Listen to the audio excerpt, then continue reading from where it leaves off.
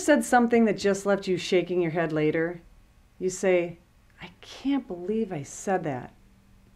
I'm Karen Spiegelberg. Welcome to A Word for Women, a show by women and for women, where we build each other up in our amazing and wonderful God-given roles in life. So there you are driving home from, say, a Bible study, and you're thinking about something you said and how dumb you thought it was, and you're hoping that no one will remember. You know, the question or comment you made that after it left your lips, you just wanted to slink down under the seat and wish you could evaporate into thin air. I used to drive myself crazy thinking about this stuff until I realized that I don't remember any dumb things other people say, so why do I think they're remembering anything that I possibly say? Then a couple years ago, I was in a group conversation with some ladies after church. And with regard to what we were talking about, one of the younger women turned to me and said, I remember something you said in a Bible study 4 years ago. 4 years ago? I couldn't even remember what I ate for lunch 4 days ago.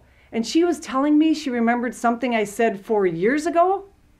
Then a million possible scenarios started going through my mind. Was it the time I said this, or was it the time I said that?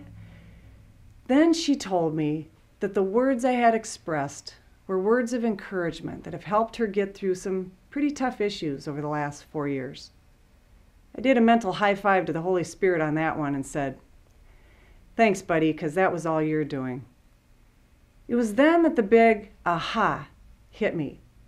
My husband and I had been in a 2-year intense through the entire Bible study called God's Ways, and one amazing thing that the pastor said was that on our faith journey, there is always someone for us to look up to, you know, as a mentor.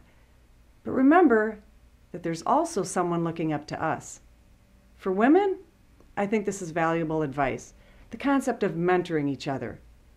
Titus chapter 2, verses 3 through 5, specifically targets women's relationships with one another.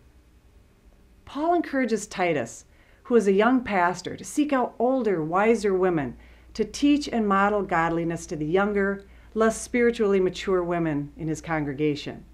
We read, in part, teach the older women to be reverent in the way they live, not to be slanderers or addicted to much wine, but to teach what is good.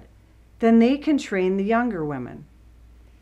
I think more than ever, we need mentors and we need to be mentors, each of us, wherever we are in our faith journey. I know that I've had many mentors I've looked up to for solid examples for my family and faith life. Look to your own mentors to gain insight into qualities for being a good mentor yourself to other women. Some qualities might be, do they have a heart for God, like being in the Word and being a good imitator of Christ? What experiences have they had in their lives? Maybe in how they've raised their family, how they dealt with tough issues like death or illness, how they model the importance of faith in all situations. And as you look to your mentor, don't forget that someone is looking up to you as their mentor, and on it goes. Thank you for joining us on A Word for Women. Have a mentor and be a mentor. And if you don't remember anything that I just said, remember the earlier words of Paul about mentoring and the words of Psalm 119, verse 130, which reads, the unfolding of your words gives light, the understanding to the simple.